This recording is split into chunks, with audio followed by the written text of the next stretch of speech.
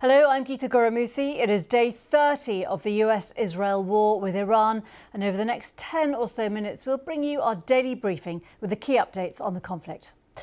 Let's start with some of today's main developments. Iran's parliament speaker accuses the United States of secretly plotting an invasion after reports the US may put troops on the ground.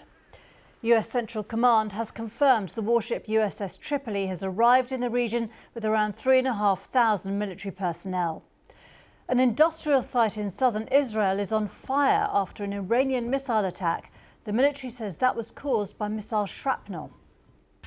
Tehran threatens to strike American and Israeli universities in the region after 2 Iranian universities were hit in the past 24 hours.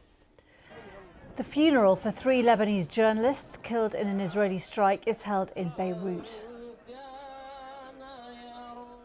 Well, as the war enters its 5th week, there is growing speculation that US ground troops may be deployed in Iran, a move that would significantly raise the stakes. A report from the Washington Post says the Pentagon is preparing for weeks of ground operations. On that, Tehran has responded, accusing Washington of secretly plotting a ground invasion and threatening to, quote, rain fire on US soldiers. Well, with me is the BBC Persian's Paham Gaburi. Paham, tell us more about the regime's response so far to the current reports. Iranian Parliament Speaker Ghalibaf has said that his message was a message of defiance. He has said that, as you said, there's going to be fire raining on American soldiers. We're waiting for them, actually, in Iran if there is a ground invasion. But right now, the most important development is that the war has entered into a new phase, that each side is targeting the infrastructures, and that can have dire consequences for the parties involved and also for the world's economy. Iranian universities have been hit. Iranian steel companies, one of them, Fulad Mobarakeh, is the biggest one in the Middle East, has been struck. After that, Iran started striking aluminium productions in UAE and in Bahrain. And then now we are hearing that universities are being struck. Iran is threatening to strike universities. So this is one thing that is extremely dangerous, and we are entering uncharted territories. The other thing is the Strait of Hormuz and those waterways. Not only the Strait of Hormuz is now blocked, but Houthis also joined the war, and they are threatening to block Strait of Bab el-Mandeb, which is another important waterway. And if they do that, that can add to the pressure on Donald Trump and the American administration. However, this strategy has worked for Iran so far, but it may backfire because Iranians are dealing with a president who is known for being unpredictable. So we do not know what he's going to do afterwards. Paham Gaburi, thank you very much indeed for being with us. Speculation about US soldiers on Iranian soil has been fueled by the arrival of an American warship in the region carrying about 3,500 sailors and Marines. The USS Tripoli, an amphibian assault ship, arrived on Saturday, adding to the growing US military presence in the Gulf. The BBC's contacted the White House and the Pentagon for comment. The Trump administration's messaging has been mixed and often at odds with US actions in the region.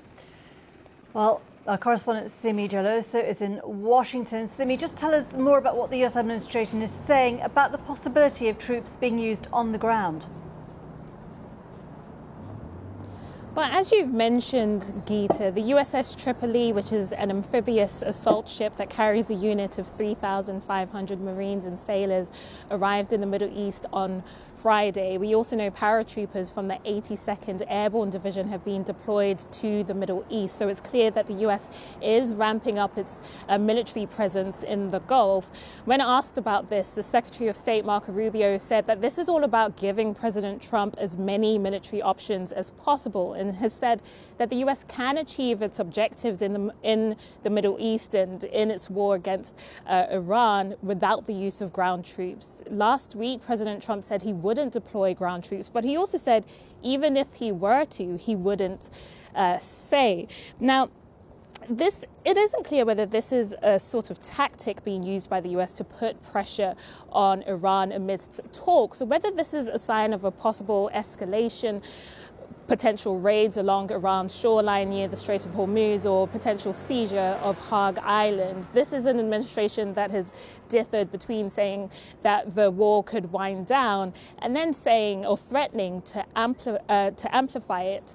But what is clear is that here in the US, talks of ground troops being introduced to this war is sowing division amongst Republicans who have largely supported President Trump since the start of the war. But they say one thing that they will not support is having boots on the ground. And they also feel that there isn't a clear strategy on how the US will exit this war. Simijola Oso in Washington, thank you. Let's focus on the impact the war is having across the Middle East region. Universities are among the latest targets in this conflict, as 2 Iranian universities have been struck by US-Israeli airstrikes in the past 24 hours, including Tehran's University of Science and Technology. Iran's Revolutionary Guards have threatened to retaliate by striking regional universities unless the US condemns the bombings by Tuesday. Meanwhile, the Gulf region has seen repeated attacks, including a major infrastructure. Here's our correspondent Katie Watson in Doha. It's the beginning of a new working week here in Qatar, as well as the wider Gulf, and already it started with the region coming under quite a few attacks. So in Saudi, they've intercepted 10 drones. The UAE says that their air defence systems have been actively engaging with missiles and with drones. An aluminium plant in Abu Dhabi, UAE, was also attacked, as well as another one in Bahrain. Now here in Qatar, they say they've also been engaging with drones, and a TV station owned by a Qatari company that was based in Tehran was also attacked. We don't know whether it was targeted and who is responsible, but this is a part of the Middle East that has long felt very isolated from the conflict elsewhere in the region, but it's very much being drawn into it right now. On the diplomatic front, foreign ministers from Turkey, Egypt, Saudi Arabia and Pakistan are meeting in Islamabad to discuss a potential de-escalation in the Middle East. It comes as Iran has agreed to allow 20 more ships to pass through the Strait of Hormuz. Our Pakistan correspondent Caroline Davis has more from Islamabad. The foreign ministers will meet here to discuss de-escalation in the Middle East. Overnight, we heard from Pakistan's foreign minister, who said that Pakistan had agreed with Iran to allow the safe transit of 20 ships flagged under Pakistan through the Strait of Hormuz. Now, he referred to this as a harbinger of peace, something to try to build on in the course of this process. And we know that Pakistan has played an intermediary role between the US and Iran, passing messages back and forth between the two. We know that Pakistan has also offered to host talks between the US and Iran, where both sides to want to be involved. However, at the moment, we've not heard anything from Iran about whether they view this in the same terms, and there is no indication at the moment that the US and Iran are going to be involved in any talks, whether here or elsewhere. Now, the big question for the foreign ministers from Pakistan, Saudi Arabia, Egypt and Turkey that are meeting here is whether they can make any meaningful progress, particularly at a point when the demands in public from the US and from Iran seem completely incompatible. Now, Israel's Prime Minister Benjamin Netanyahu says that he's ordered the Israeli army to expand a buffer zone it's created in southern Lebanon. Earlier in the day, hundreds of people gathered for the funeral of 3 Lebanese journalists killed in a targeted Israeli airstrike on Saturday. Our Middle East correspondent Hugo Bachega has more. A lot of people have come here, despite the heavy rain, to pay their final respects. There's been a lot of commotion, a lot of anger in this country, criticism and condemnation of Israel over this attack. The Lebanese president, Joseph Aoun, has condemned this attack as a blatant crime, saying that it was in breach of international law by targeting reporters. Ali Shaeb was a well-known journalist for Al-Mana, which is the television station owned by Hezbollah. And the Israeli military said he was an intelligence operative for Hezbollah, even though he hasn't provided any evidence to support the claim that he had a military role within the organization. Fatima Fortuny and her brother, cameraman Mohammad Fortuny, both worked for the Al Mayadeen television channel. The Committee to Protect Journalists has issued a strong statement saying that this fits a decades-old pattern by the Israeli military of accusing journalists of being militarily involved in these organizations, in these armed groups. Hugo Bachega there. Well, as the war continues to push up fuel prices, governments around the world are implementing emergency measures to mitigate the impact on their economies. In Australia, 2 states are offering free public transport to incentivise people not to drive. And Egypt has introduced a 9 p.m. curfew for its shops and restaurants as a temporary measure to curb energy bills that have more than doubled.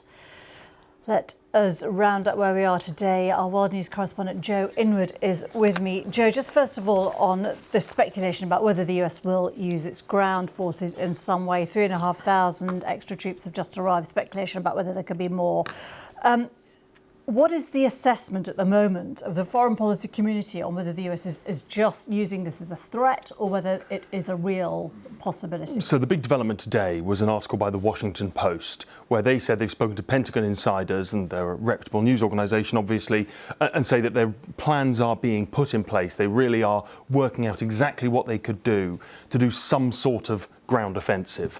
The truth is, we do not know, and I think we will not know for certain until it actually happens. I mean, the White House have repeatedly said kind of slightly contradictory things, but basically lines roughly that we're not going to do it, but if we were, we wouldn't tell you. So I think we can probably say we don't know at this point. I think what there really does seem to be consensus about when you speak to analysts and you kind of, as you say, speak to experts and the foreign policy community is it would be a very, very risky thing to do. What they're talking about is some sort of, whether it's an amphibious assault or a helicopter assault or an airborne assault, there are a range of options, but any of those taking out some sort of either coastal positions, targeted raids, or trying to hold a small island, that kind of thing. And I think the consensus is that they would be very, very dangerous operations. And the point of them would be to what? Well, it depends. So if you were to go, for example, to Karg Island, which is this kind of strategically important, it's an oil and gas facility up kind of in the north of the Persian Gulf.